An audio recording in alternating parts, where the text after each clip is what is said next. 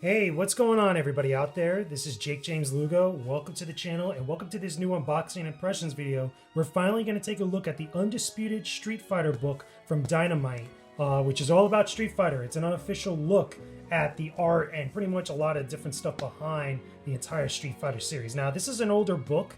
I want to say this, I think, came out in 2017 or 2016. I think. I have to look at the copyright inside of it, but we'll take a look at it together. But this has been around for a while and I never got a chance to actually look at it and take a, just take a deep dive into this for the channel. So finally I got a copy of it today. It just came in the mail recently. And we're finally going to take a look at it. So let's open up this bad boy and see what's up. I like it. It's just kind of like starts off like an actual Street Fighter thing. Fight! Here we go. Already getting good with that CVS2 or CVS artwork, I should say, which is Capcom versus SNK. Let me move the microphone a little bit closer to me here. There we go. So you guys can hear me a little bit more clear. And looking at the copyright for the book here, the copyright says, where's the year? 2017. So I was right. Okay, so yeah, this book came out in 2017. It says it's the 30th anniversary of Street Fighter that it was celebrating.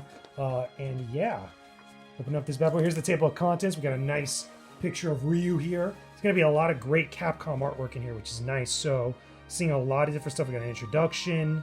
We got a lot of references to other different games. We got different artwork. We're gonna look at most of this stuff. We're not gonna look at everything, but a good chunk of it, within the time given. This is the first Street Fighter. If anybody didn't know, the very first Street Fighter was nothing like what we got eventually with Street Fighter 2 afterwards. It's kind of like Capcom for the longest time just acknowledged like Street Fighter 2 was like the first Street Fighter, even though this game that came out prior to it, and it had like the DNA of what Street Fighter would become, but it ended up really changing up after a while. And here we go. We're looking at a lot of the history, some of the artwork, some of the creative minds behind Street Fighter, the artists. A lot of great artwork, especially that Chun Li one. Let's see if I can get this in here a little bit better so you guys can see that Chun Li artwork. Pretty freaking dope.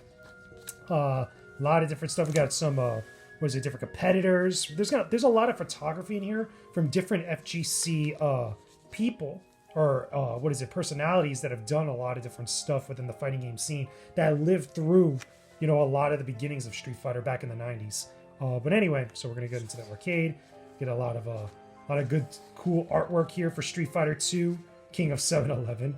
The magic Street Fighter 2 that started with a battle for neighborhood supremacy. That is so true because a lot of the competitive nature and really esports / the FGC started with just rivalries from your local arcade scene. Because I remember playing Street Fighter 2 for the first time in a pizzeria in New York. And that's how it usually starts with a lot of different people. So they say 7-Eleven, but I would say more pizzerias. Because at least that's how I grew up with it. We got the different arcade machines for the original Street Fighter. The actual punching pads that you had to punch in the arcade machines instead of pushing buttons. Those used to get broken up, apparently. We got Final Fight, which used to be Street Fighter 89 until they changed it to Final Fight, which is cool. Start going through all this stuff. And again, this was the artwork that, for the promo, they called it Street Fighter 89. And then eventually, obviously, Street Fighter 2 World Warrior. Huge, huge deal. Changed the fighting game genre, forever. And then I would argue single-handedly created the competitive gaming scene. Even though competitive gaming had been around for a while, but it was nothing compared to what it was eventually when Street Fighter 2 and a lot of other fighting games came out. And all the iterations, the marquee artwork for Street Fighter 2 all the way up to Super Turbo, which is the best version of this game. Some people would say hyper fighting, but I don't agree with that. I think it's kind of meh. And then we got some awesome artwork. I love this artwork. I love the photos. A lot of different stuff, a lot of history. It's very wordy, I will say. Check it out, North Cal semifinals and grand finals. That's pretty dope. That's some relics right there, I will say. Some awesome pictures from different competitive scenes. A lot of nice artwork. Check out that Street Fighter Alpha artwork. I love this type of rendition of the characters because it looks so dope to me. It just looks really cool. It gets a little bit more anime from Street Fighter 2 once you get into the Alpha series. More artwork, more great stuff. I'm guessing this is code. What is that? Because it's so dark. You can hardly even see it here on the camera. Let me see if I can read that. Oh, this is what is it? This is from a thread at altgames.streetfighter2. So I'm guessing that's like early internet threads about Street Fighter 2, which I'm guessing this entire thing is talking about. So it's pretty wild. See that? It's just so dark to see here. It's very, very dark here. I wish they could have lightened it up in some way. More stuff in here. Which is Alex Valier versus, was it John Choi? We get some even more artwork with Street Fighter Alpha and a lot of other stuff. Very, very cool. So even Daigo makes an appearance in here. I'm pretty sure we're going to see more pictures of Daigo as this goes on. A lot of different Street Fighter pros from California. A lot of cool artwork. Street Fighter 3. Again, I love seeing stuff like that. And here we go. CVS and CVS 2. This is the type of artwork, especially when you get into the Shinkiro stuff, that I really love with the fighting game scene and the fighting game genre, because this artwork gets really freaking cool. Like here's one for CVS 2. I don't know if you can see that. It's a little small, because I'm trying to bring it up to the camera. But that Shinkiro artwork is so damn good. So damn freaking good. But anyway, the Osaka effect, because it's its rivalry with Capcom. The history of the Hadoken, which is neat. The different frames for the Hadoken.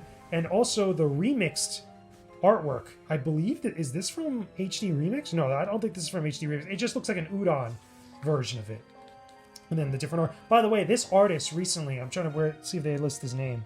This artist here, passed away recently within the last couple weeks. He did a lot of the artwork for the American artwork for Street Fighter 2's release on consoles, which is a damn shame. I don't see his name on here. They're talking about the Japanese artwork in here. Oh no, is it Mick McGinty? Yeah, I think it's Nick McGinty. Okay, yeah, so it's right here that he passed away recently. It's a damn shame.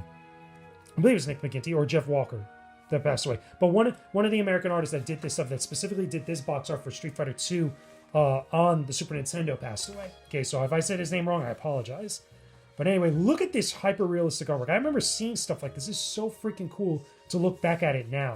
And then again, the Genesis box art for Champion Edition, which is basically hyper fighting for the Sega Genesis. So freaking damn cool, man. So cool. Then I think this is getting into the movies. Yeah, okay, so this is the stuff with HD Remix, that artwork. But we're going to get into the movies, right? Okay, yeah, here we go. So the live action movie with Raul Julia, best Bison in live action. Then we got all the movie games, all the actors and stuff. But this is the movie right here. This right here is the definitive Street Fighter 2 film, because you got the Street Fighter 2 animated movie, which is awesome. It's damn near perfect. Okay, savor a couple things, but it was in '94, and then the Street Fighter 2 V, which is like a TV series or quote-unquote prequel to what the movie was, which I look at them as two separate entities, but still, they had great artwork, they had fun stuff. Now, the Americanized one, because I can see it right here on the bottom, the American one is kind of like a bastardized version of Street Fighter, but Street Fighter 2 V, the one that was in Japan, and the dubbed version that we got later on is so much better. And then, of course, get into some of the voice acting, some of the renditions in the various anime cutscenes from the games, especially Super Street Fighter 4, which is cool. Oh, and they even have the machinima, the Street Fighter Assassin's Fist. This was dope. This was an awesome, modern, I guess you could say, quote-unquote, modern rendition of a live-action Street Fighter, which is cool because even the director got to play Akuma. I actually saw a panel of this at Comic-Con one year, which is really dope. Then we start getting into the comics. We start getting into more comics and manga from Udon. A lot of cool stuff. So I'm just going to start going a little bit faster because I'm taking a little bit long here. Then they start getting into the games. I want to kind of speed it up because there's so much to cover with this. I'm already liking it. I'm already digging it. I will tell you that this is a pretty cool book. Oh, we got cosplay? And Ono-san. I've had the pleasure of meeting Ono-san a few times at E3 and stuff. My boy Justin Wong. And I've had the pleasure of interviewing him a few times, which is cool.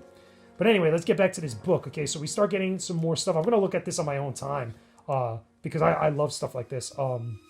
Get some more stuff with Ultra. I believe, yeah, this is Ultra Street Fighter 2's artwork for the Switch. We start getting some more artwork, more figures. I love stuff. The Hasbro toys with the G.I. Joe line. That's pretty cool. Try to show you guys there. Look at that. It's pretty cool. Some more figures. Got some statues and all types of stuff, man. This is stuff. We even got Funkos. The Funkos are pretty wild. But again, I'm speeding through some of this, just to kind of get to more of these different things. Then we start getting to character profiles, right? Yeah, this is like now we go to character profiles. So starting with Ryu, I like stuff like this. I remember seeing this in a Barnes & Noble, right?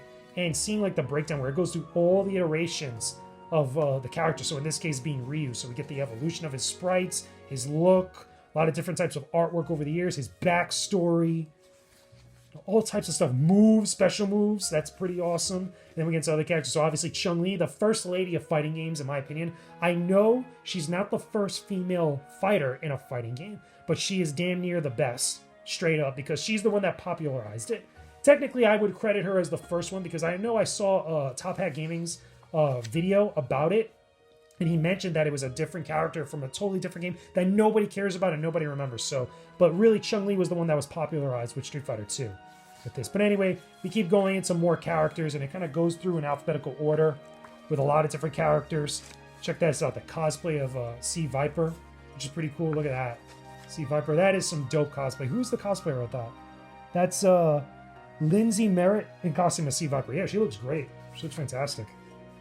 And of course, there'll be more down the line with this, but I want to get towards the end so I can wrap this up, because if you couldn't already tell, by the way, there was Cammy, our other waifu from the Street Fighter series. I have a friend that actually cosplayed as Cammy, and she does an awesome cosplay as Cammy. Anyway, if you couldn't already tell, I dig this book. This book is awesome. Has a lot of great stuff. Now, when I can tell here, I'm kind of skimming through it, but some of the characters don't get as detailed backstories. By the way, let's just give a nod. Let's just give a nod to Fei Long. Just a nod to Bruce Lee, of course. You know, it's just straight up. Not even unapologetically Bruce Lee. And then, of course, Akuma. Let's give a nod to the Akuma, of course. But anyway, like I was saying, some of these characters don't seem like they get a lot of details compared to others for obvious reasons.